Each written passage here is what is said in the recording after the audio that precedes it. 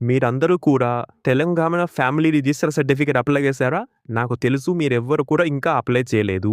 అన్ని మీ సేవా సెంటర్స్ ఫుల్‌గా ఉన్నాయి. తెలంగాణలో అందరూ కూడా అదే సర్టిఫికేట్ కోసము మీ సేవలోకి ఎగబడుతున్నారు. అందుకోసం నేను మీకు ఒక మంచి సొల్యూషన్ తీసుకొచ్చాను. దీనికోసం జస్ట్ ₹41 మీ ఫోన్‌పేలో ఉంచుకోండి. ఆన్ ది స్పాట్ మీకు అప్లికేషన్ అయిపోతుంది. మన మొబైల్ ఫోన్‌లోనే ఫ్యామిలీ సర్టిఫికేట్ అనేది ఎలా తీసుకోవాలి?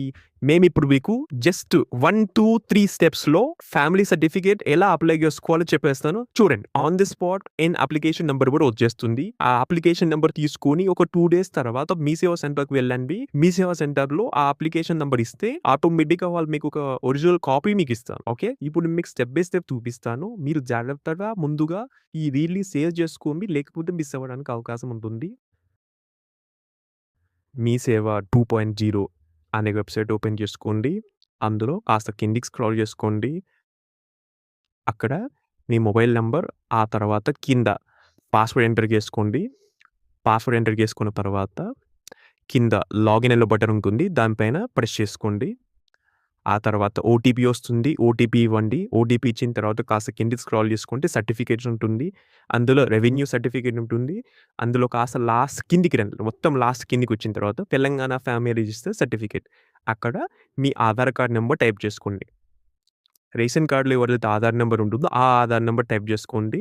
ఆటోమేటిక్‌గా ఆ ఇంట్లో ఎంతమందైతే ఉన్నారో, ఆ ఫ్యామిలీ మెంబర్ డీటెయిల్స్ మొత్తం కూడా వస్తాయి. తర్వాత ఈ సర్టిఫికేట్ ఎవరు అప్లై చేస్తున్నారో ఆ ఐదుగురిలో వాళ్ళ డీటెయిల్స్ అలా ఫిలప్ చేసుకోండి. అంటే అతని పేరు, మొబైల్ నంబరు, తర్వాత state, district, pin code number అవన్నీ ఫిలప్ చేసుకున్న తర్వాత మేక్ పేమెంట్ అని కొట్టండి. పేమెంట్ ఎలా చేస్తావు? యూపీఐ పేమెంట్ సెలెక్ట్ చేసుకోండి.